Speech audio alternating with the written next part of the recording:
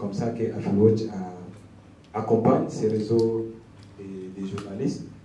Et il n'est pas interdit aux autres organisations d'orienter les activités pour travailler avec ces réseaux. Je crois que c'est vraiment une invitation et une recommandation à toutes les organisations de ne pas laisser ces réseaux de côté. Donc je vais sans plus tarder donner la parole à M. Keba parce que la technique vient de nous permettre maintenant. Il va nous donner l'économie du rapport. M. Keba. Bien, merci Emmanuel pour la parole. Bonjour à tous. De la dotation de 0,3% minimum du chiffre d'affaires pour contribution au développement communautaire. Nous avons noté en deuxième lieu lenteur qui a été observée dans l'opérationnalisation de ces leviers du développement communautaire. C'est-à-dire le code qui entrait en vigueur en mars 2018 avait fait cette obligation sociétale aux entreprises, mais il a fallu attendre une année pour que la société civile s'emploie à rédiger le projet du manuel de procédure qui a été signé 3 ans après. Et c'est un problème de contexte que nous rappelons aussi dans ce rapport. Nous avons le plaidoyer de la société civile et contribution dans l'élaboration des mesures d'application de la dotation, la mise en place tardive des organismes spécialisés appelés à gérer la dotation de 0,3%. Et puis nous avons le défi dans l'opérationnalisation de la dotation et la nécessité d'évaluer, d'identifier les obstacles et proposer des améliorations du processus afin de garantir que les fonds contribuent effectivement au développement durable des communautés locales affectées par les activités minières. Quels ont été les résultats obtenus par AfriWatch à l'issue de enquêtes et analyses? Comme résultat, nous notons le retard dans l'opérationnalisation de la dot, qui, contrairement au cahier des charges et de la résidence minière, a pris plus de temps pour être mise en œuvre. Nous avons le lancement du processus en 2021 par l'adoption du manuel de procédure, qui est intervenu 3 ans après la publication du Code minier. Nous avons au total de 46 dotations installées entre 2022 et 2023 dans les provinces du Haut-Katanga, du Lualaba, du Kasaï oriental, du Sud Kivu et Haut-Touélé. Nous avons la première vague qui comprend 3 dotations qui ont été installées en 2022 et deuxième vague comprenant 33 dotations installées en 2023. Et si on peut répartir ceci en termes de pourcentage,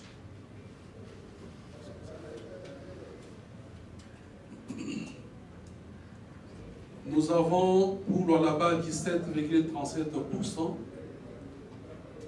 et pour le Haut-Katanga 26,56% et les autres provinces qui représentent 3,7%. Le taux de mise en place de la dotation au Haut-Katanga sur 58 entreprises minières en phase d'exploitation, nous avons les entreprises sans la dotation représentent 32,53% et les entreprises avec la dotation représentent 26,45%.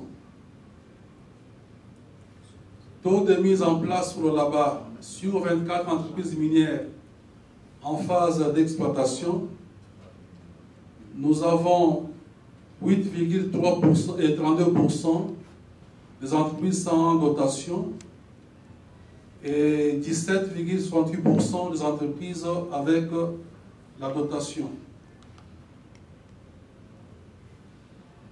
Comme défi, Nous avons en premier lieu le défi lié à la transparence, qui concerne la divulgation des informations sur les activités liées à la dotation. Et pour les entreprises, comme type d'information à divulguer, nous avons le montant de la dotation versée, qui doit être divulgué 5 jours après, qui suivant le versement des fonds. Comme le canal de diffusion, c'est le site web de l'entreprise et le VAL. Et pour les organismes spécialisés qui sont appelés à gérer la dotation, comme information, nous avons le montant de la dotation reçue des entreprises, qui doit être divulgué 2 jours ouvrables après la réception des fonds. Et le canal de divulgation, c'est le site web et le VAL.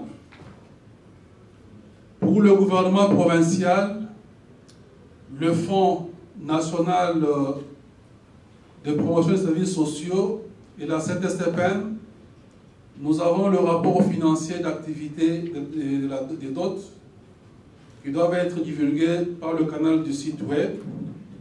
Nous avons les procédures de recrutement et passation des marchés.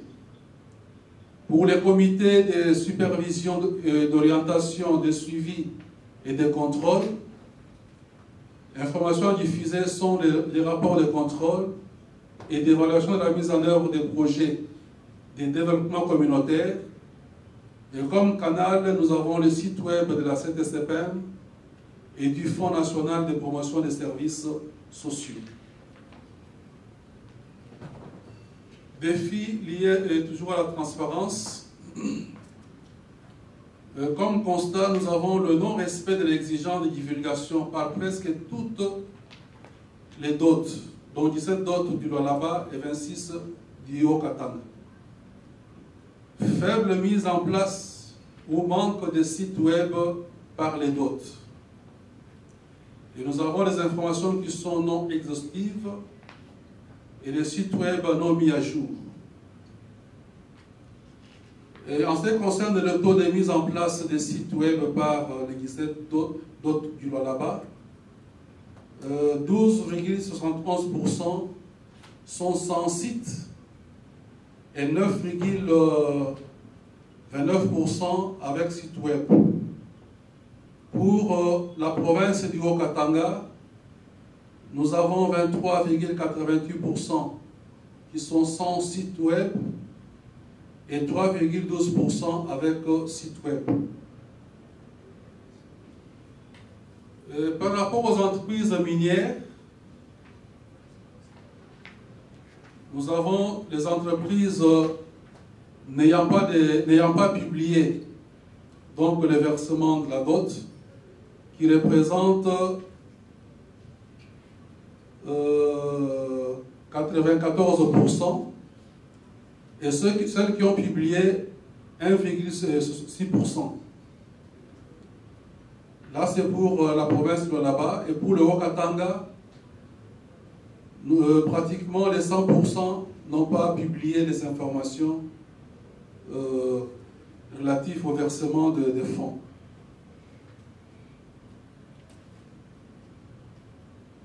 Donc la majorité d'entreprises n'a pas publié, seule l'entreprise Kamoa qui publie.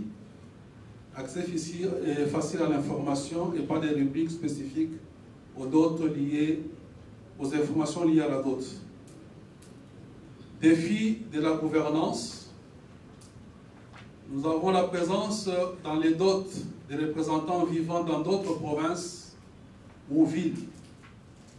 Il y a des dots dont le responsable se trouve à Kinshasa et qui ne sont pas permanents sur le site. Et à cela, il y a le défi des coûts de voyage supportés par le biais de la dot, perturbation du fonctionnement des dots, il y a l'inexistence des bureaux et indisponibilité du président sur le site. Toujours pour la gouvernance, comme défi, il y a le non-respect de la durée de mandat de 2 ans des membres de la dot. Comme organisme spécialisé, nous avons, en termes de nomination, la dot de KCC, c'est en 2022, dot de la TFM en 2022, Moumi, Comus, Sikomine, Kamoa, Rashi Mining, Chituru Mining, MMG Kambov Mining, Sassim, Alphamine Bissier, Mining. Le tout là, c'était en 2022 qu'ils ont été mis en place. Donc quand nous considérons que nous sommes en 2025, le mandat de 2 ans a déjà expiré. Nous avons la répartition disproportionnée des frais de fonctionnement entre l'organisme spécialisé et le comité de supervision. Toujours comme défi de gouvernance. Le comité de supervision relève sur toutes les dots 46, alors qu'il y a moins de charges. 6% sont à répartir entre l'organisme spécialisé et l'unité. Nous avons la difficulté de fonctionnement de certaines dots, faible fiabilité au niveau des chiffres d'affaires communiqués par les entreprises. Clé de répartition 6% organisme spécialisé et 4% comité de supervision. Sur le total cumulé entre 2018 et 2023, la dot s'élève à la somme de 213 358 912,18 $ américains, dont 10% représentent 21 335 891,2% et 4% 8 553 556,48 $ américains et 6% qui représentent 12 801 534,53%. Défis liés au paiement de la dotation de 0,3% de chiffre d'affaires. Nous avons le retard qui est observé dans le paiement qui n'est pas intégral. Il y a aussi le manque de paiement pour certaines entreprises. Il y a la sous-estimation du chiffre d'affaires et le paiement de la dot. Défis liés au manque de sanctions sévères à l'égard des entreprises récidivistes. D'après les articles 288 bis, 289 et 290 du Code minier, le non-respect des obligations sociétales peut conduire à la déchéance des titres, même au rétroit des droits miniers. Et il est constaté par l'Agence congolaise de l'environnement avec la collaboration de la DPM. Cependant, malgré toutes ces violations, aucune sanction sévère n'a été prise à l'égard des entreprises. Au-delà des sanctions, il y a même aussi les rapports de constat de non-respect de ces engagements qui n'est pas disponible au niveau des 2 services de l'État. Avec ce défi, comme résultat de l'analyse, nous sommes arrivés à la formulation des recommandations suivantes. D'abord, aux entreprises minières, c'est de se conformer aux exigences légales, donc de l'article 258 bis, 285 octies du Code minier, en matière de responsabilité sociétale, en particulier en payant l'intégralité de la dot de 0,3% de leur chiffre d'affaires dans les délais impartis par la loi. Deuxième recommandation, c'est de s'assurer que les montants versés à titre de dotation et autres informations sur la gestion des dotations sont publiées régulièrement sur leur site web, de préférence dans une section dédiée, plutôt que d'être mélangés à d'autres activités. Toujours aux entreprises, c'est d'améliorer l'accessibilité aux informations en lien avec la dotation en créant sur le site web une section dédiée uniquement aux informations sur la dotation des églises du 3%. De s'acquitter intégralement et dans le délai requis par la loi de l'obligation de verser le fonds de la dotation. Aux organismes spécialisés chargés de la gestion de fonds, première recommandation, c'est de se conformer aux exigences de transparence du Code minier et du manuel de procédure en divulguant sur leur site web les informations pertinentes sur la gestion de la dotation des 0,3% minimum du chiffre d'affaires. En deuxième lieu, s'assurer que leur site web divulgue ces informations de manière exhaustive et sont mises à jour de manière cohérente avec toutes les informations requises pour le montant des fonds reçus, les rapports financiers et d'activité et les délais sur la mise en œuvre des projets et les procédures de passation des marchés. Au comité de supervision, premièrement, de renforcer la surveillance et le contrôle de la gestion de la dotation pour garantir sa bonne mise en œuvre en s'assurant que les entreprises minières versent la totalité des montants dus dans les délais prescrits. En deuxième lieu, sanctionner le cas échéant les entreprises minières qui ne se conforment pas à leurs obligations sociétales telles qu'exigées par le Code minier et le manuel de procédure. Troisième lieu, publier régulièrement tous les rapports de contrôle et d'évaluation sur le site web de la CTCPM et du Fonds national de promotion des services sociaux afin que le public soit informé de l'efficacité et de la gestion des projets de développement communautaire. Et quatrièmement, travailler avec les ministres des Mines et des Affaires sociales pour assurer l'installation complète de tous les organismes spécialisés auprès des entreprises qui n'ont toujours pas de dot.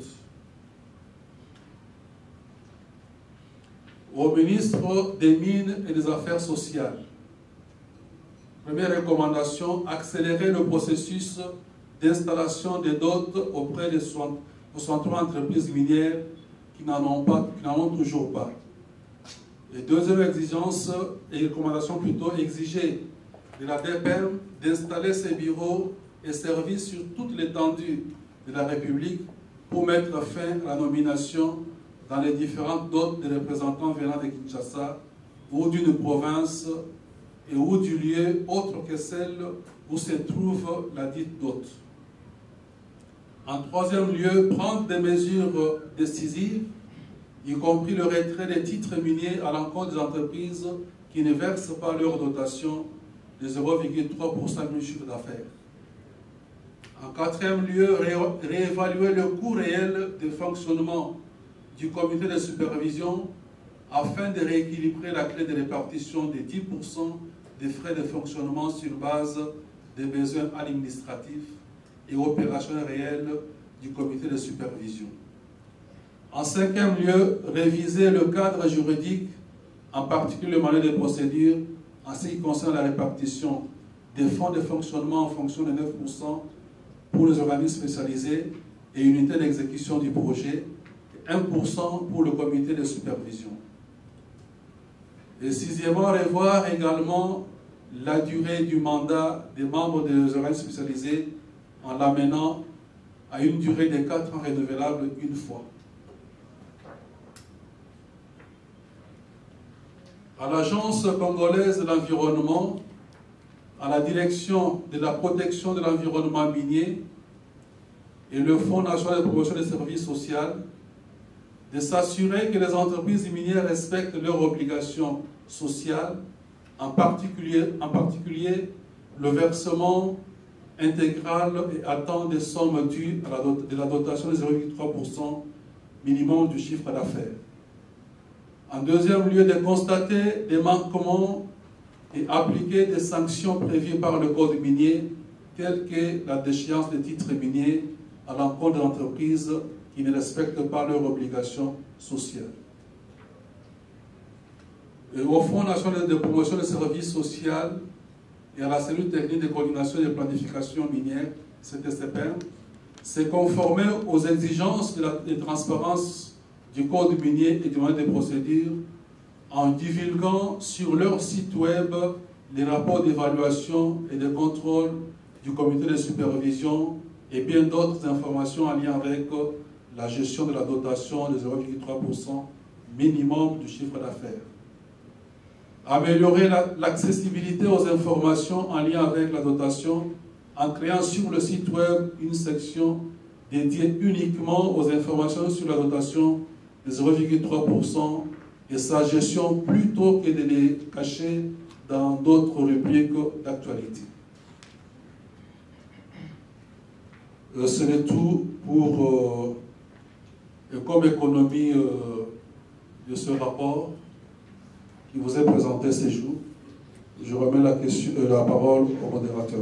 La question c'est, est-ce qu'il y a l'équité que deux ministres puissent prendre sans un cahier de charges bien clair, juste pour le suivi de la dotation, puissent prendre cet argent-là, alors que ceux qui font le travail sur le terrain,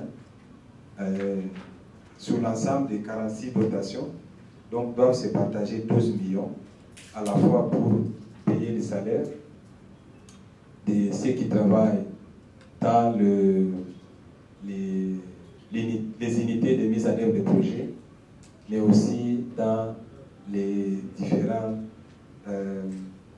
organismes spécialisés. Donc ça ne représente absolument rien si on compare aux deux ministres qui sont à Kinshasa et qui doivent juste faire le suivi.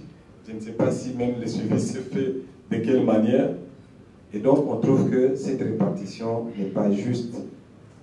En d'autres termes, ça représente, si nous considérons les 21 000 millions de dollars comme les 100%, en réalité, les deux ministres prennent 40% des 21 millions de dollars qu'ils se partagent en réalité, sans aucune contrepartie en termes de travail. Parce que aussi, leurs services techniques se trouvent déjà dans la gestion de la dotation. La DPM est dans la gestion de la dotation. L'ACE est déjà dans la gestion de la dotation. Donc, ces structures-là, les structures techniques sont déjà dans la gestion de la dotation. Et donc, dans la partie qui reste, ces structures-là reçoivent quand même, les représentants reçoivent déjà des paiements. Et donc, les deux ministres, de leur côté, ont suffisamment d'argent donc, je peux dire pas suffisamment, mais ils ont de l'argent, je dirais, qu'ils ne devaient pas avoir au regard du travail qui est fait. Il y a aussi la question des mandats. On a dit que c'est 2 ans renouvelables. Maintenant, nous avons des gens qui sont au-delà de 2 ans. Et il semble que le ministre, il y a eu une lettre qui était rédigée pour dire que ces gens-là restent en place. La question, c'est pourquoi ne pas signer un autre acte qui reconduit carrément les mandats que d'avoir des gens qui sont là de manière temporaire. Il y a la question des gens qui viennent de Kinshasa, notamment au niveau de la DPM. Donc, on a un président qui gère une dotation qui est au là-bas, mais lui vit à Kinshasa. Et c'est possible. Il doit chaque fois voyager, aller là-bas pour présider les réunions. On doit payer son hôtel, le per diem et tout ce qui va avec. On pense que ce n'est pas efficace, notamment parce que ces services-là devaient être représentés en province. Et comme les dotations se trouvent en province, nous estimons que c'est juste que ces services, les représentants qui sont en province, représentent la DPM. On n'a pas besoin de prendre quelqu'un à Kinshasa pour aller dans des provinces ou qui vient d'une autre province. Nous pensons que c'est une mauvaise utilisation de cet argent-là. Il y a aussi la question de divulgation des informations. La loi oblige, comme nous l'avons vu pour les familles, la publication. La CTCPM devait publier ces informations-là. Mais les gens qui doivent les transmettre ne les transmettent pas. Conséquence, nous n'avons pas assez d'informations. Les informations qui sont ici, dans ces rapports, viennent de l'ITIE, viennent aussi du rapport de la Cour des comptes, qui avait fait une évaluation. Et quand vous lisez ces rapports, c'est vraiment problématique de voir comment l'argent qui devait être investi pour le développement communautaire est très mal orienté au niveau de la gestion. Et nous avons essayé de voir quels sont les dots qui ont des sites. Oui, il y en a quelques-unes qui ont des sites, mais quand vous y allez, il n'y a presque rien en termes d'information. Et du côté de l'État, la CTCPM, qui devait recevoir, ne reçoit pas, parce que ces gens-là ne transmettent pas. Et donc, on est dans cette situation-là. Nous pensons que ça devait changer. Mais il y a aussi des dots qui ne sont pas installés. Jusqu'à aujourd'hui, pourquoi les deux ministres qui reçoivent déjà 8 millions de dollars sans un grand travail n'arrivent pas à utiliser cet argent pour aller installer ne fût-ce que les dotations, les dots qui ne sont pas installés. Donc voilà un peu, pour résumer, Maître Keba, les différents problèmes que les rapports soulèvent. Et comme je l'ai dit, nous n'avons pas de monopole, c'est un constat que nous venons de faire, c'est un cri d'alarme que nous venons de lancer. Et comme j'ai dit, avec tous les services de l'État, l'idée ce n'est pas d'acquiser X, Y, mais l'idée c'est de voir comment ensemble on améliore ce que nous avons mis en place ensemble. Et pour revenir à ce que le prof disait, il disait que la société civile ne doit pas s'approprier la paternité des initiatives, mais il reste vrai que dans cet échange, lors des révisions du code minier, il y avait des propositions qui étaient venues des différentes composantes. Mais en termes de soutien, je crois que effectivement, et le prof avait raison, nous avons reçu des soutiens de toutes les parties après, mais la société civile était venue lors de ces échanges-là avec ses demandes, l'État était venu avec ses demandes, et puis c'est ensemble que nous avions mis les demandes ensemble. Donc il n'est pas mauvais que la société civile puisse dire ces propositions, c'est nous qui les avions amenées à table, même si par après, les autres parties les avaient aussi soutenues. Voilà. Donc on va donner la parole à ceux qui veulent poser des questions d'éclaircissement ou des contributions. Ok, on commence. Martin souffrait que je commence par la dame. Faire un plaidoyer dans le sens de renforcement des capacités des organismes spécialisés sur peut-être la gestion de sites web, la création de sites web. Parce que s'il y a des sites web qui existent mais qui ne sont pas mis à jour, peut-être que ça a été créé par les uns, mais les autres, ceux qui sont censés gérer, ne sont pas à la hauteur. Alors, deuxième préoccupation, c'est qu'à part le site web qui doit servir de valve numérique, est-ce que vous avez pensé à une autre alternative à proposer, par exemple une valve qui pourrait avoir des informations de manière analogique pour permettre aussi à tous ceux qui doivent avoir accès à ces informations-là de les avoir? Soit un tableau, tout ça, quand bien même que ça pourrait être lente, mais néanmoins que l'information soit mise à la place publique. Troisième préoccupation, Maître Emmanuel, vous avez dit que ceux qui sont censés transmettre les informations ne le font pas. Alors moi, j'aimerais savoir, est-ce que vous avez fait une démarche pour savoir qu'est-ce qui bloque, pour ne pas toujours indexer, qu'est-ce qui bloque que ces informations-là ne soient pas partagées? Peut-être que ça peut être aussi du point de vue technique. Donc oui. Voilà ce que j'avais. Merci, madame. Merci aux organisateurs, AfriWatch. Si je peux placer juste un petit mot, parce que là, comme l'a dit mon voisin de gauche, il y a en principe les trois instruments, les redevances minières, les cahiers de charges et la dotation. Il s'est fait qu'il y a des problèmes dans le cadre de la gestion de ces trois instruments. On ne sait pas bien ce qui est. Je ne sais pas. À votre niveau, vous n'avez pas réfléchi à ce qu'on puisse avoir peut-être une seule structure qui gérerait les trois les trois instruments pour éviter, entre autres, la mauvaise utilisation de ces fonds. Parce que dernièrement, j'avais eu des échanges avec un député qui est revenu du terrain. Il était passé par une entité de la place territoriale. Donc, il s'est fait que le chef qui gère toutes ces questions-là, quand il est arrivé, il dit, bon, à un fils, on ne compte pas l'argent.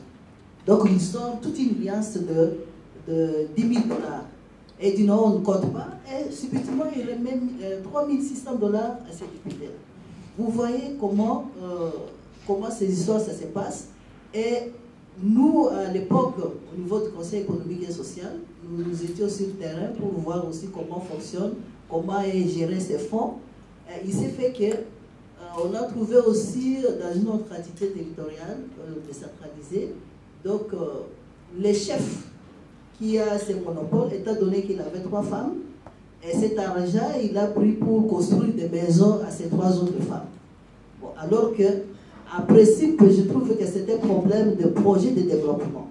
Ces gens n'ont pas été préparés en avance.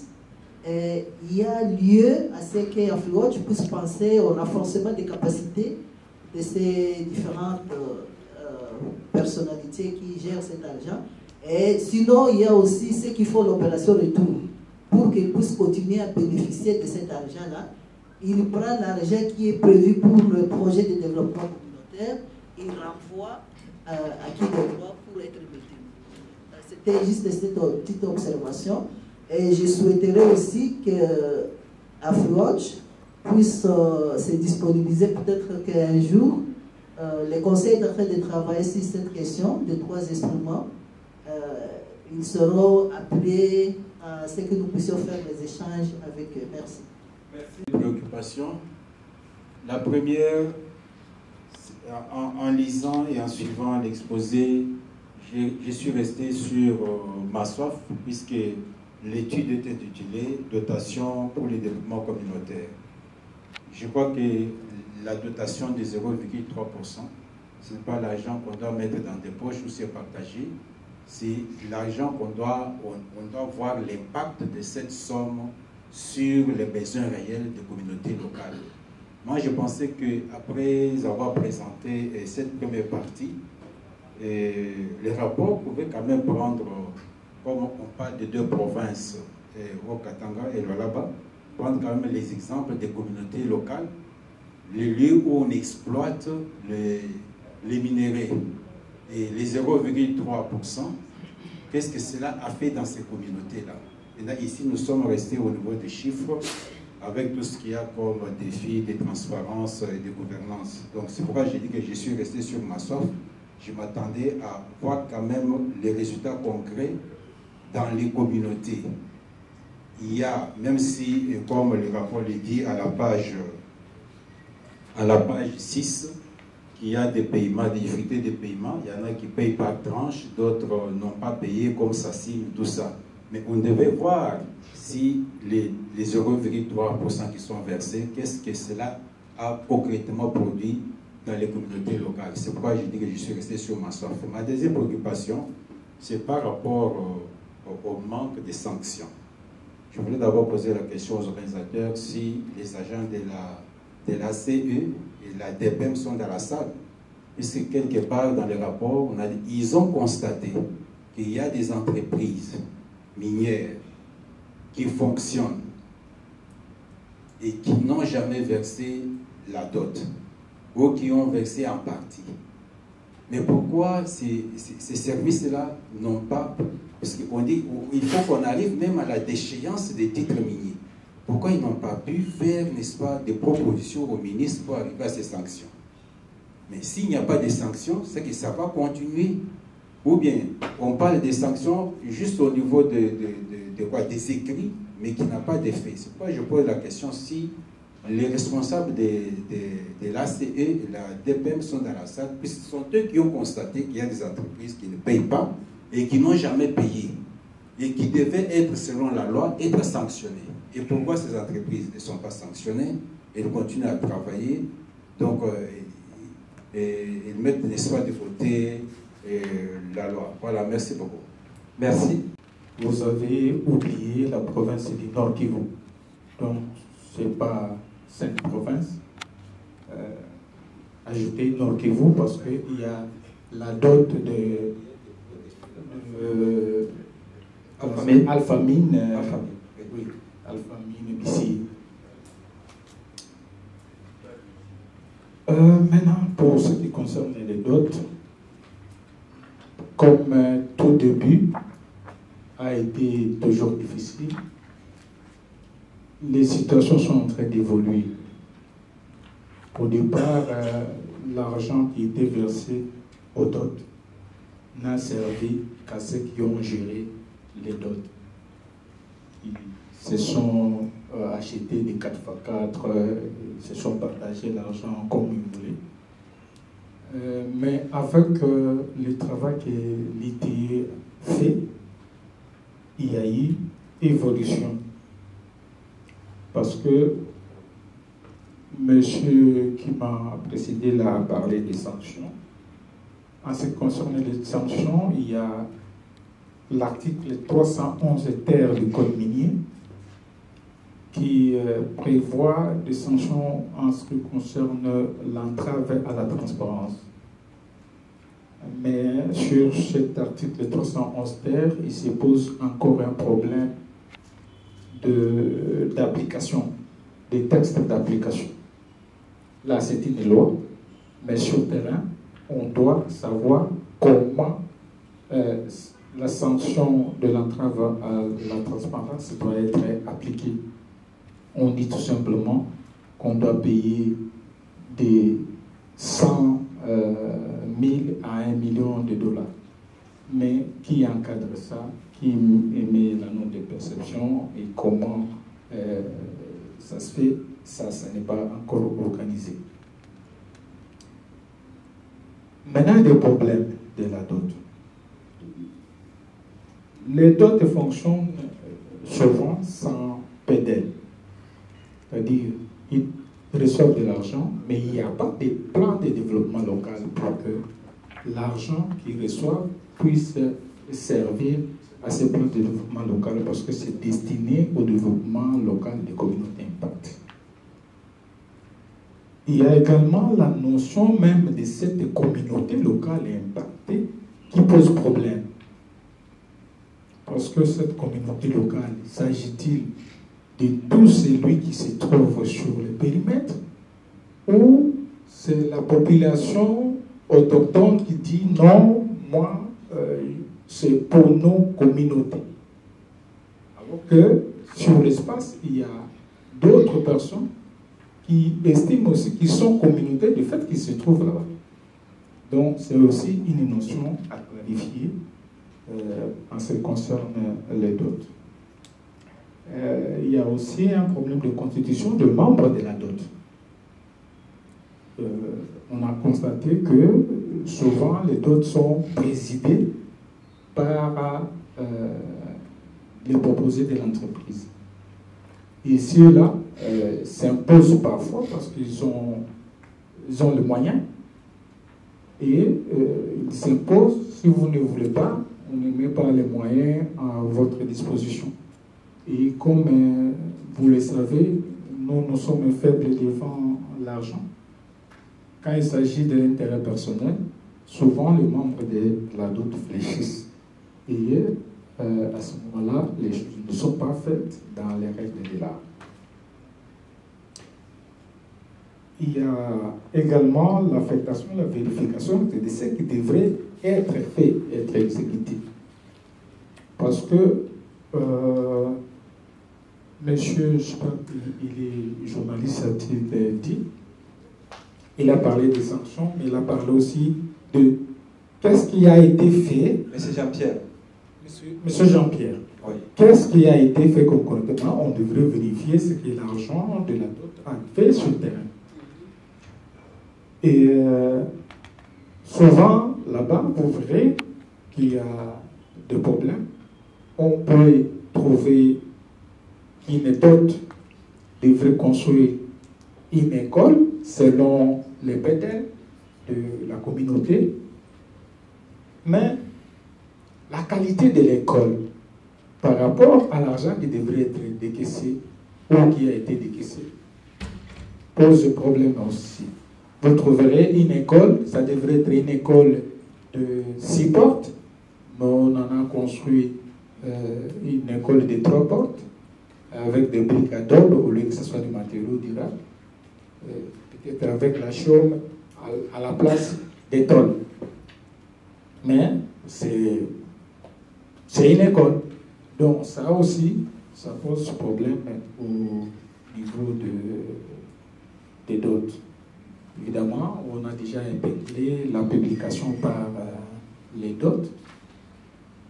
Tout ça, avec ce que nous sommes en train de faire, ETA venait de faire une activité à Lubumbashi sur les 0,3%, l'avancement et tout ça. Nous sommes en train de pousser pour que les dots puissent fonctionner dans les règles de l'art. Et je crois que les choses sont en train d'évoluer. Nous sommes en train de prendre l'épée de l'article 311 terre pour essayer de redresser les choses. Ils sont en train. Vous avez vu que dernièrement, la Cour des comptes a rendu public les résultats de ces enquêtes. Il y a eu beaucoup de sanctions par rapport à l'extension de la dot. Mais je crois que les choses sont en train d'évoluer. Je vous remercie. Merci. Merci. En fait, avant toute chose, je voulais d'abord féliciter Afro-Watch pour la qualité du travail. Mais je voulais faire quelques petites observations. D'abord, en commençant par la dot, qu'on ne doit pas confondre avec la taxe.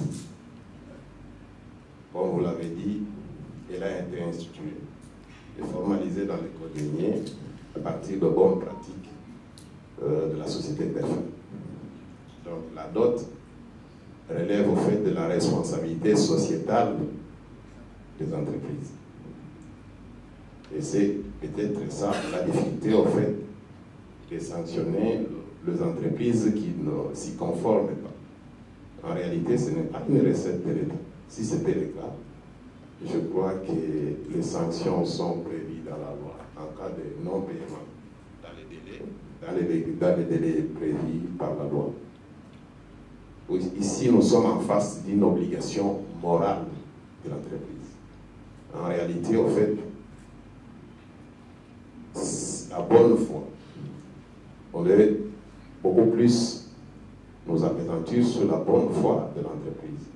Peut-être là où l'État peut sanctionner, c'est le fait que cela a été formalisé dans le code et que les entreprises et l'État se sont mis d'accord de constituer cette dotation. On a bien dit, excusez, je vais voir un peu le code. Excusez. On a bien dit, les titulaires de droit d'exploitation est tenu de constituer. Il est tenu, donc ça veut dire une obligation. D'ailleurs, le même clairement dit que cette dotation doit être entièrement mise à disposition des communautés locales avant l'expiration de l'exercice suivant, celui au cours duquel elle a été constituée. Dans toute logique, on ne devait même pas avoir des arriérés de dotation. Si la dotation a été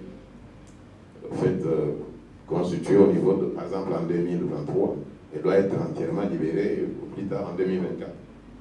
Donc, en 2025, on ne peut pas avoir des arriérés des années passées, ainsi de suite. Peut-être la difficulté qu'on a eue, c'est de mettre en place des organismes qui devaient les gérer. Et le cas échéant, je ne peux pas me prononcer en fait sur la répartition, mais je voulais faire observer que le comité de supervision, il n'y a pas que les deux ministres, je crois qu'il y a aussi les corps experts qui sont aussi membres. Je ne suis pas membre, je peux vous l'assurer.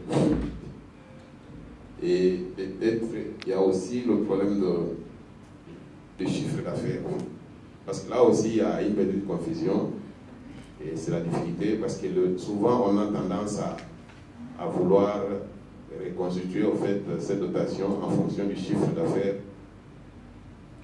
qui est en fait calculé au niveau de la constatation en fait et la liquidation de la redevance minière. À ne pas confondre avec les chiffres d'affaires réels sur lesquels en fait on calcule l'impôt sur le bénéfice. Parce qu'on doit tenir compte de ce que l'opérateur a réellement perçu. Or, la redevance minière elle est assise sur un chiffre d'affaires qui est sur base d'un prix qui est administré. Parce que dans le code minier, on dit qu'il faut tenir compte de la valeur à la sortie de l'usine. Alors que le chiffre d'affaires réel, c'est celui qui est assis sur base de prix librement négocié entre parties. Ce qui n'est pas nécessairement le cas. Donc, on peut avoir l'impression que l'opérateur a menti, alors que en réalité, ce n'est pas du tout le cas. Et je crois que pour ce faire, il faut se référer aux chiffres d'affaires tels que déclarés au niveau de la Direction générale des impôts, sur lesquels en fait, est assis l'impôt sur le bénéfice. Alors pour ce qui est des sanctions, je crois que le code minier est clair là-dessus. Toutes les sanctions sont prévues dans la loi. J'ai vu, on a dit on a proposé même qu'on puisse déchoir en fait les droits miniers. Mais je voulais juste faire observer que les seuls manquements pour lesquels on peut déchoir un titre, c'est soit le non-paiement des droits superficiels ou soit le non-commencement des travaux. En dehors de ces deux cas de figure, on ne peut pas déchoir un titre. À la limite, on peut suspendre s'il y a eu, au fait, des activités, par exemple la pollution de l'environnement ou tout ça. On peut suspendre, au fait, jusqu'à la réparation d'un préjudice qui a été causé soit au niveau de la population, en termes de santé ou en termes de quoi que ce soit. Si on peut considérer cela comme un préjudice au niveau de la communauté, la sanction qu'on peut faire, peut-être c'est la suspension. Mais pour le reste, la non-publication de rapports, il y a quand même des astreintes qui sont prévues dans le code minier. Et le problème ici, c'est de le mettre en œuvre. Et là-dessus, je crois que le code minier est clair. Les services qui sont chargés de l'administration du code sont bien connus dans la loi. Donc, il n'y a pas de confusion à faire là-dessus. Alors, je voulais, même pour les cas de communication, même par cette SCPM, je voulais d'abord préciser que la mission de la SCPM, c'est de centraliser toute information en rapport avec l'activité minière et de la diffuser. Qui dit centraliser, d'abord, ça suppose déjà que la SCPM ne produit pas en fait, d'informations, mais elle doit venir de différentes sources, notamment pour les cas de la dot.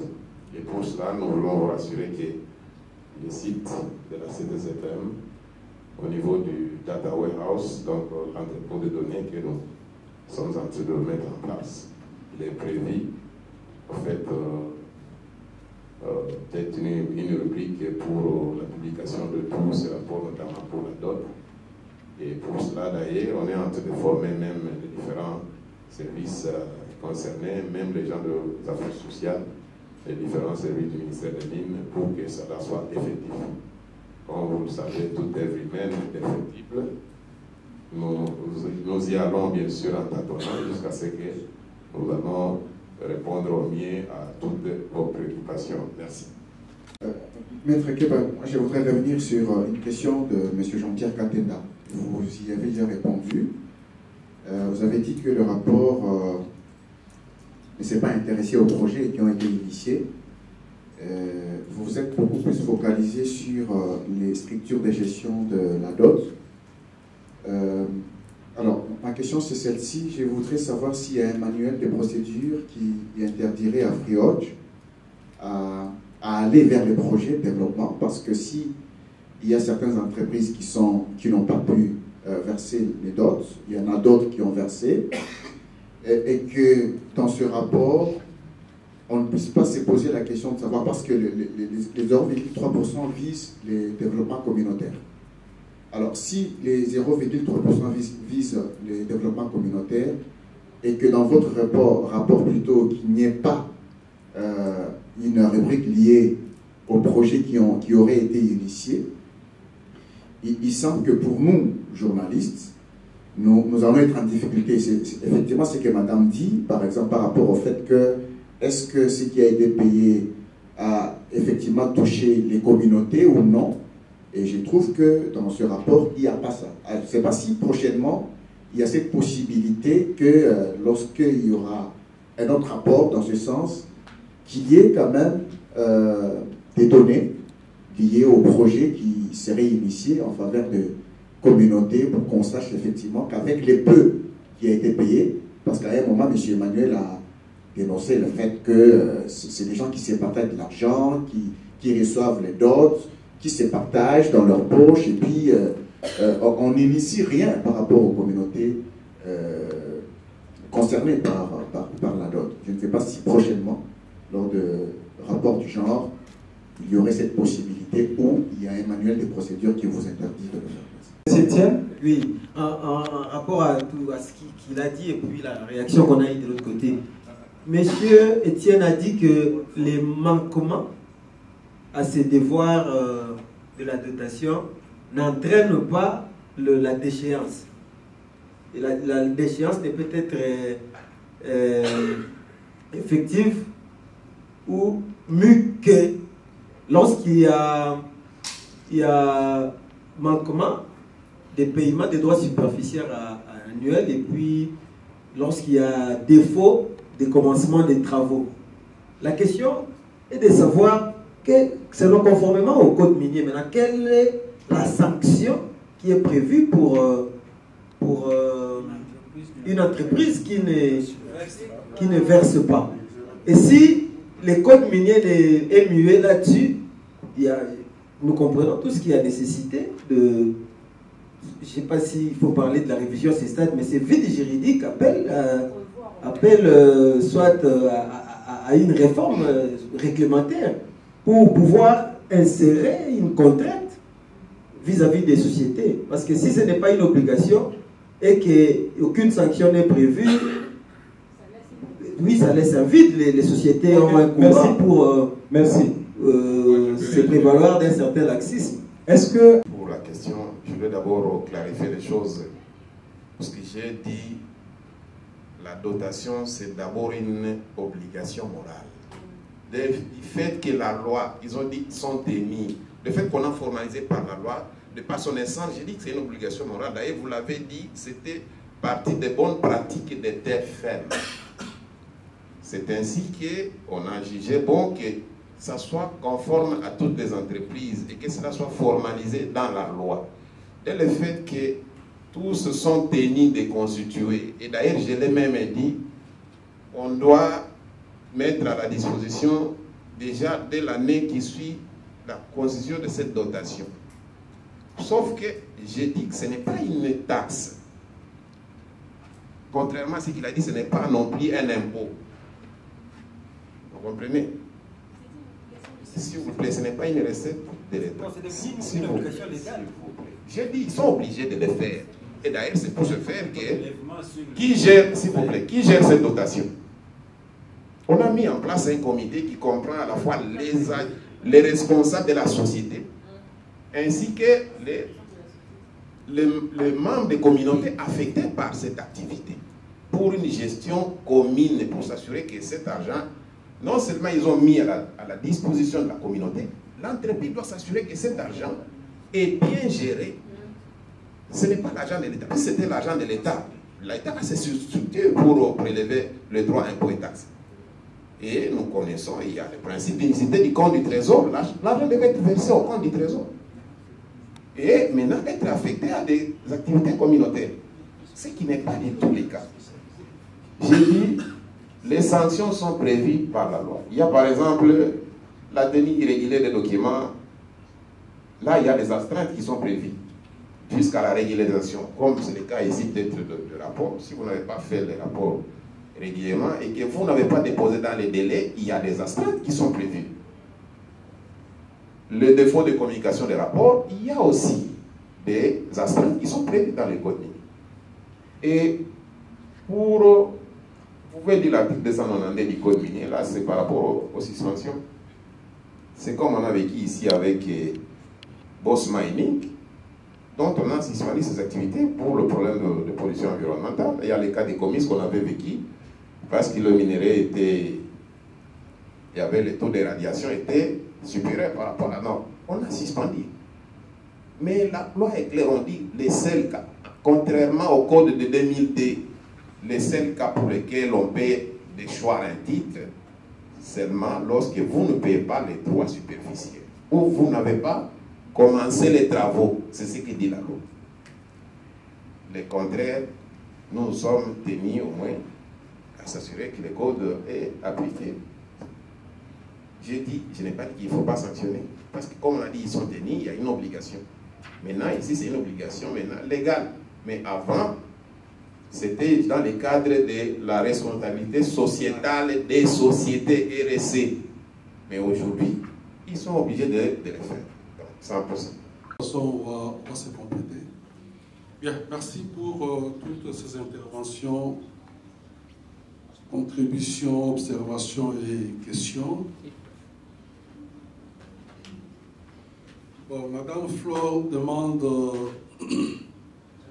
si AfriWatch a pris des dispositions compte tenu du défi de diffusion des informations, de renforcer en capacité les organismes spécialisés pour pouvoir s'acquitter de cette tâche. Bon, là, ça peut être une question qui pourra être analysée en termes de suivi des recommandations. Le constat était de voir, aller vers ces organismes pour voir de quelle manière elles communiquent des informations sur leur gestion selon ce que la loi et la réglementation exigent. Et on a constaté que le déficit est là. Est-ce qu'il est dû à un manque de capacité? Je ne pense pas, parce qu'avec les moyens qu'ils ont pour mettre en place un site internet, ça ne demande pas beaucoup de choses, ou former les gens qui doivent l'entretenir, mais dans le cadre du suivi des recommandations, nous aurons à les approcher pour comprendre quelles sont les raisons profondes qui font qu'ils ne puissent pas partager les informations qu'ils ont sur ce qu'ils sont en train de faire, alors que la loi l'exige. Si jamais c'est un besoin de capacité, on pourra voir un peu qui peut nous aider à pouvoir les aider, à les renforcer, de manière à communiquer efficacement pour aider le public à avoir les informations sur le fonctionnement des dots. Deuxième question, donc par rapport à alternative en termes de valves électroniques, en dehors d'électronique, qu'est-ce qui peut être fait? Ce sont des questions pratiques qu'il faudra discuter aussi avec eux. Si ils ne savent pas utiliser le support numérique, s'ils ne peuvent pas avoir un tableau ou un cadre d'affichage pour afficher les informations. Mais le problème est plus lié ailleurs. C'est le problème de l'opacité qui les caractérise, parce qu'il y a des choses qu'ils cherchent à casser et ne veulent pas communiquer. Et si c'est vraiment ça le problème, ce sont des questions qui pourront être discutées tête à tête avec eux en termes d'accompagnement, si jamais ils sont dans ce besoin-là. Pardon, je crois que la loi leur oblige de faire les deux. Ce n'est pas question de choisir. Parce qu'il y a ceux qui peuvent aller en ligne pour voir les informations et ceux qui ne peuvent pas, qui peuvent venir voir au niveau. C'est en fait les deux, la loi oblige. Voilà. La troisième question que vous posez est de savoir, parce que ceux qui sont censés transmettre les informations ne le font pas, qu'est-ce qui les bloque? Bon, là, ce n'est pas à nous de répondre à cette question-là, parce que chacun doit avoir ses raisons. Notre compréhension est que les gens ne veulent pas être transparents. Il y a des choses qu'on cache parce qu'on ne veut pas révéler comment on se sert avec les fonds qui sont mis à disposition pour financer les développements communautaires. Mais si c'est un problème de capacité, je ne pense pas. C'est un problème de disposition à pouvoir le faire. S'il n'y a pas la volonté de transmettre des informations, on ne le communiquera pas. Et c'est plutôt une question de volonté qu'un blocage qui viendrait quelque part. Martin a fait beaucoup de commentaires. Il s'est posé la question sur la collaboration qui devait exister en principe entre les services publics appelés à faire le suivi et le constat du respect des obligations sur les entreprises, donc l'ACE, la DPM, le FNSS, et pourquoi ils ne le font pas, quelle est la recommandation. Je crois que ça, c'est une question qui a toujours été rappelée depuis la divulgation du code minier.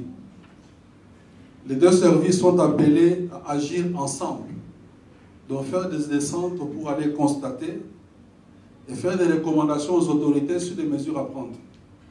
Mais il y a un problème, un conflit d'intérêts entre eux, et qui peut résoudre ça, c'est au niveau du gouvernement que cela doit être fait, ou de leur ministère respectif. Le code minier les demande de faire le constat ensemble. Mais il n'y a pas une facilité dans la compréhension pour qu'ils puissent collaborer. Et ça, c'est une question qu'on a toujours déplorée et qui demeure. Peut-être qu'il faut envisager peut-être la réforme pour pouvoir... Je peux peut-être vous compléter ici. Je crois qu'à Colosi, quand on a publié le rapport, bon, je pense que de manière générale, nous, on veut avoir des lois qui seront irréprochables. Malheureusement, ça ne sera pas le cas. On aura toujours des lois qui peuvent avoir des problèmes au niveau de l'interprétation, qui peuvent demander encore des mesures d'application, ainsi de suite. Parce que ce qui a été dit, c'est que, on regarde, quand on lit les codes, on a donné la mission à une de ces trois, des plans d'initiative. Après, quand on lit les règlements, c'est l'inverse qui s'est fait. Et finalement, on ne sait pas qui doit prendre l'initiative. Bon, j'ai dit, bon, est-ce que ce n'est pas les détails? Ça peut être ça. Est-ce que les services, s'il y a vraiment l'intérêt de collaborer, on ne peut pas trouver une voie de sortie?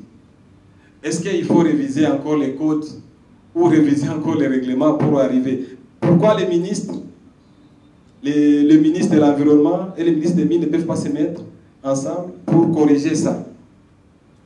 Ou prendre une mesure qui dit clairement comment ça doit se faire en pratique. Je crois que c'est beaucoup plus de choses se jouent sur le plan des intérêts.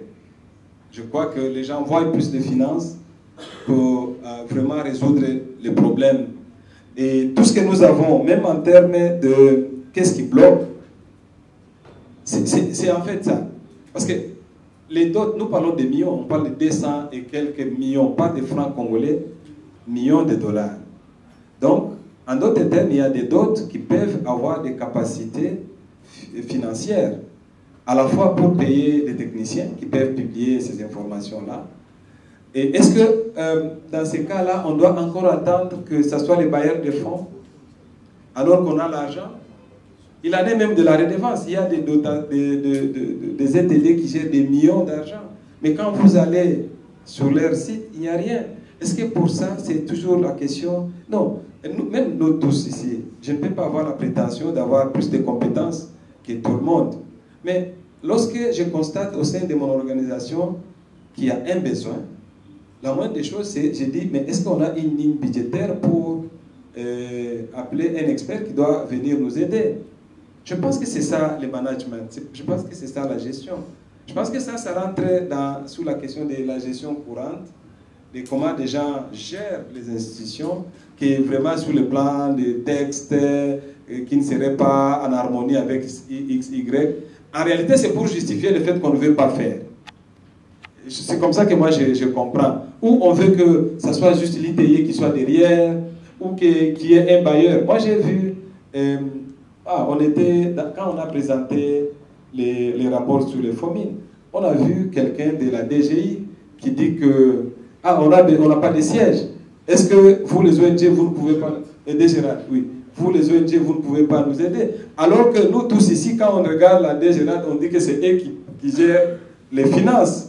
qui ont plus de moyens, comment ceux qui gèrent l'argent de l'État, ils ont besoin d'être aidés. Donc je pense qu'il y a un problème de management dans notre pays. Et comme on l'a dit, des sanctions, hein, et des sanctions de manière générale qui posent problème, que vraiment... Parce que sinon on ne va pas s'en sortir. Hein. Si on a dit que le code minier est malade, nous l'avons révisé. Nous le révisons et puis on nous dit non, non, ce n'est plus... vous l'avez révisé, mais il y a encore des problèmes. Mais finalement, on va aller jusqu'où en train de réviser. Est-ce qu'on ne peut pas appliquer ce qui est là, vraiment appliquer? Les études d'impact environnemental, les gens ne veulent pas les publier, ça fait des temps. Et on a essayé d'expliquer qu'il y avait moyen de trouver des solutions entre institutions, mais ça ne marche pas. Les gens sont toujours derrière. Non, parce que ça, ce n'est pas clair, je ne sais pas le faire, parce que vous deviez quand même modifier. Mais ils savent que les processus pour réviser, que ce soit une mesure d'application, que ce soit une loi, c'est des processus qui durent. Mais en entre-temps, on fait quoi? Je crois que c'est une question de conscience collective que uniquement des textes. Mais... Ok, merci pour ce complément. Vous avez soulevé aussi la question de l'harmonisation, d'abord la politisation de la dot. Bon, ça c'est un commentaire qui n'appelle pas une réponse. Je crois que c'est une opinion que nous partageons aussi. Parce que si nous devons nous rappeler de la version du manuel des procédures qui étaient discutées entre la société civile et la CTCPM, et ce qui a été signé, vous verrez qu'on a introduit beaucoup d'éléments, notamment pour contrôler ces dotations. Parce que quand on parle de comité de supervision entre les deux ministres, c'est quelque chose qui n'était pas envisagé. Il n'était pas là. La dot a été tirée de l'expérience ou de la bonne pratique vécue au niveau de TFM. À l'époque, volontairement avait constitué cette dotation qui gérait avec les communautés, sans qu'il y ait une interférence ou des interventions venant d'ailleurs. C'était ça le sens du manuel qui était proposé.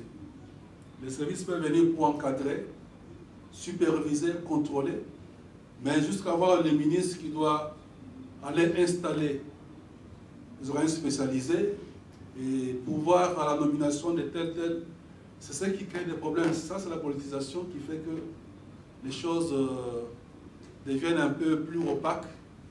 Et là où les intérêts politiques interviennent, la suite devient très compliquée. L'harmonisation des projets à financer,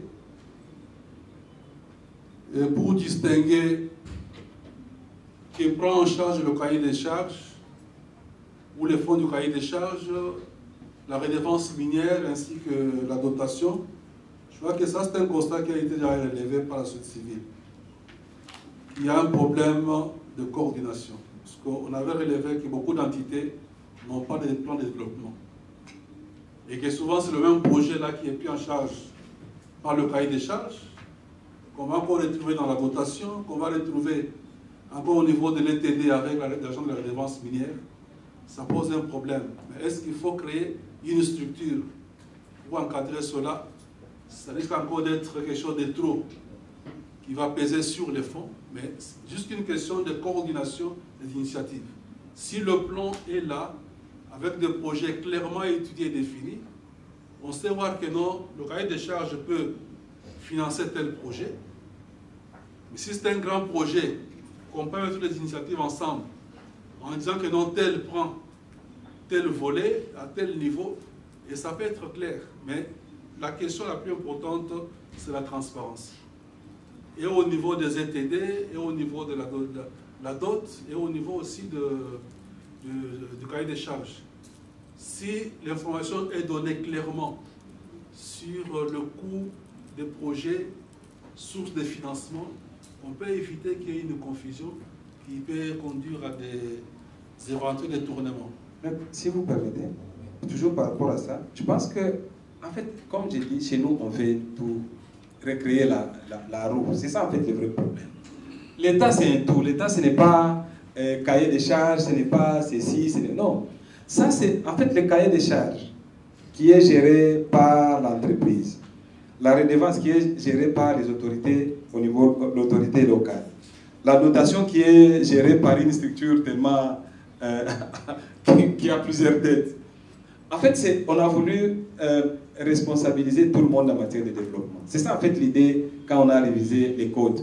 Parce qu'on a dit, mais c'est toujours l'État qui fait, et les communautés n'interviennent pas. On a essayé de responsabiliser tout le monde. Mais on a des boussoles au niveau local. C'est le plan de développement local. Je crois que chaque entité est censée avoir ces documents-là. Et le ministère du Plan a tous ces documents-là. Donc, de mon point de vue, du moment où, lorsque vous élaborez votre cahier de charges, vous n'allez pas l'élaborer dans les vides. N'est-ce pas? Vous devez avoir un document de référence qui est le plan de développement local. Donc, j'imagine que, est-ce que maintenant, dans la mise en œuvre ou dans les choix de projet, est-ce que les gens se réfèrent à ces documents-là? C'est cela la question. Vite, parce que quand vous regardez, c'est presque les mêmes responsables qui reviennent, que ce soit les plans de développement local, que ce soit le comité local de suivi. Donc, on essaie de voir, c'est presque les mêmes qui reviennent.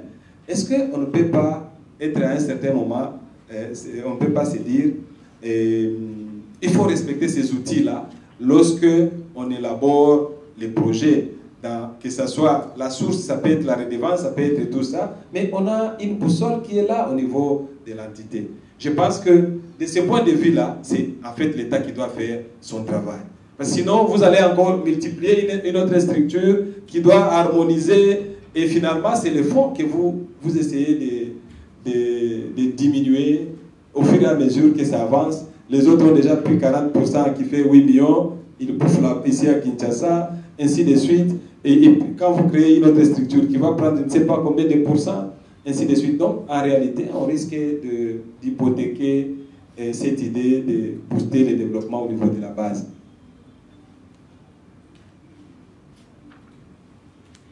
Je crois que les mêmes commentaires rencontrent aussi le souci exprimé par Mme Atadra par rapport aux 3 instruments. Elle est sortie. Aux 3 instruments, je crois que c'est la même logique qui doit... si la volonté est là pour travailler dans la transparence, tout est clair et tout peut être complémentaire et conduire au développement.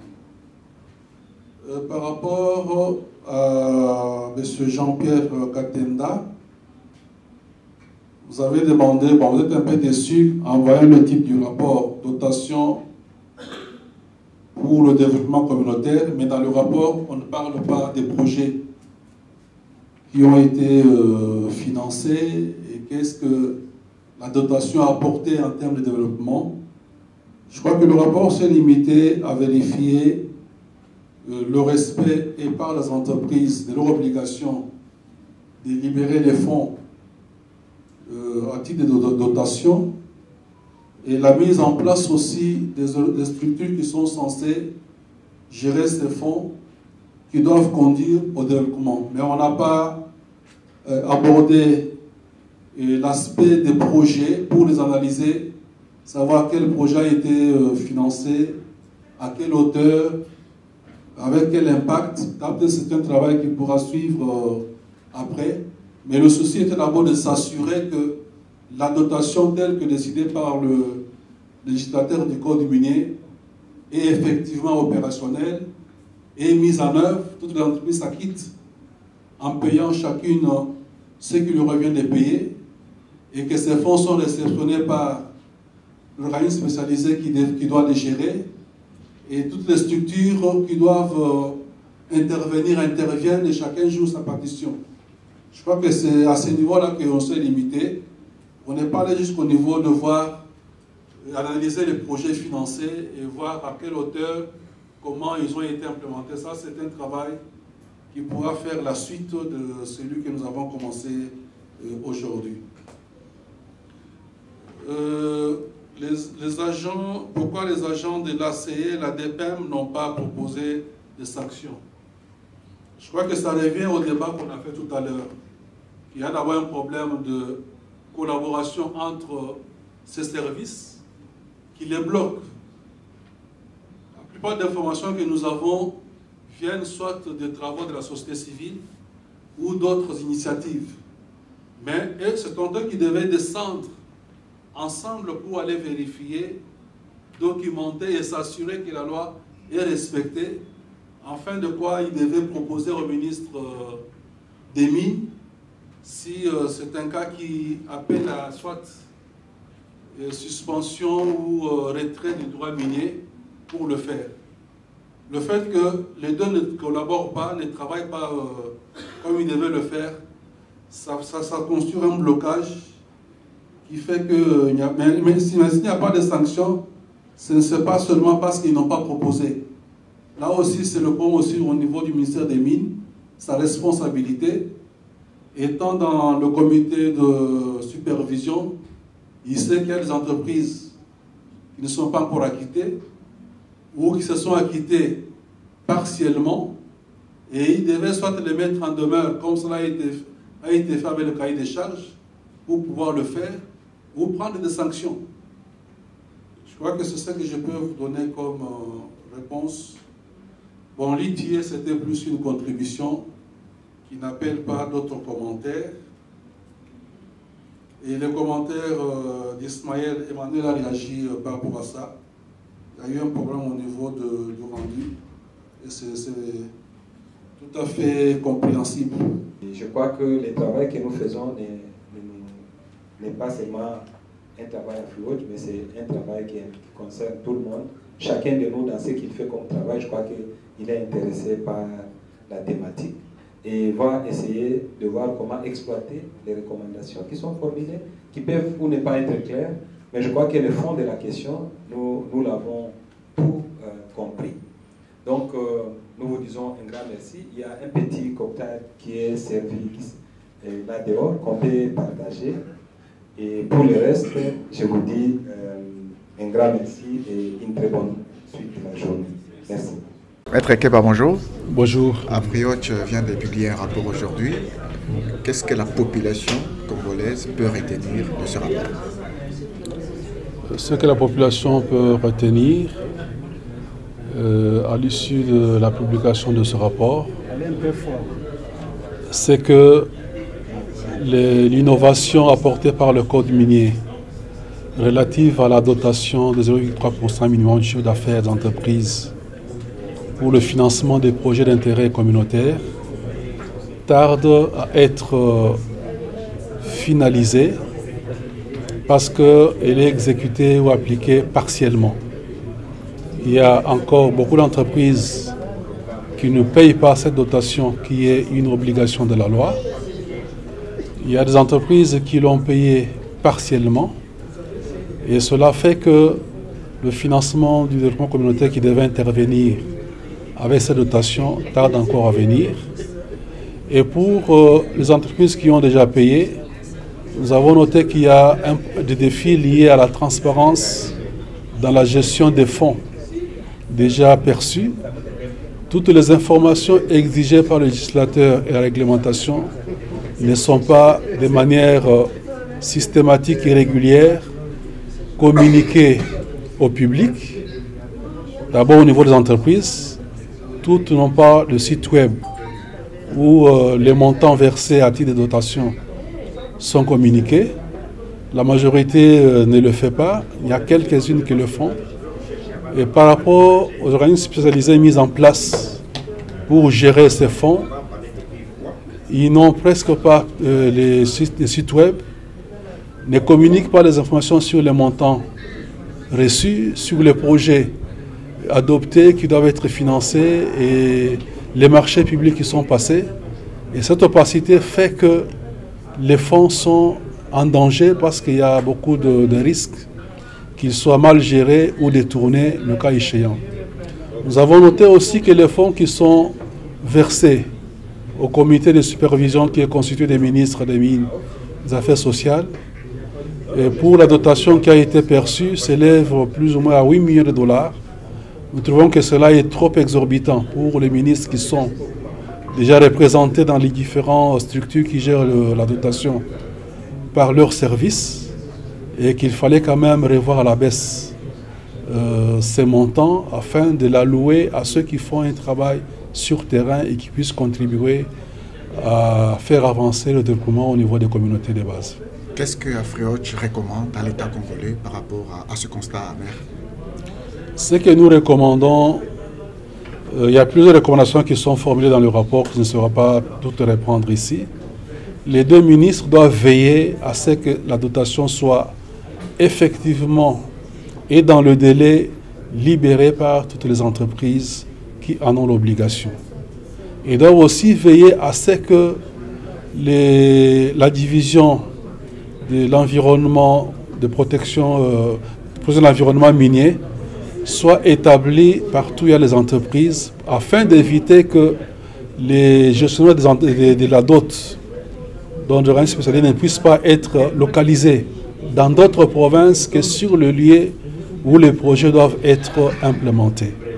Parce que nous avons noté qu'il y a des animateurs qui sont à Kinshasa ou dans d'autres provinces qui doivent faire des déplacements pour aller sur le site des opérations, étant en mission et à charge de la dotation.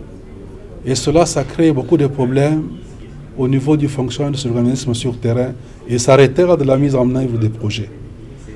Et aussi des sanctions qui doivent être appliquées aux entreprises qui ne s'acquittent pas de leurs obligations telles que libérées par le Code minier. Le ministre des Mines doit prendre des arrêtés, même pour suspendre, même mettre en demeure, sanctionner, tel que le Code le prévoit, mais ce qui ne se fait pas. Et surtout veiller à ce que les agences congolaises de l'environnement et la DPM travaillent en collaboration pour surveiller et faire le constat. Cette collaboration fait défaut et cela impacte négativement le suivi des obligations sociétaires des entreprises. Merci beaucoup. Merci. Droit et finance.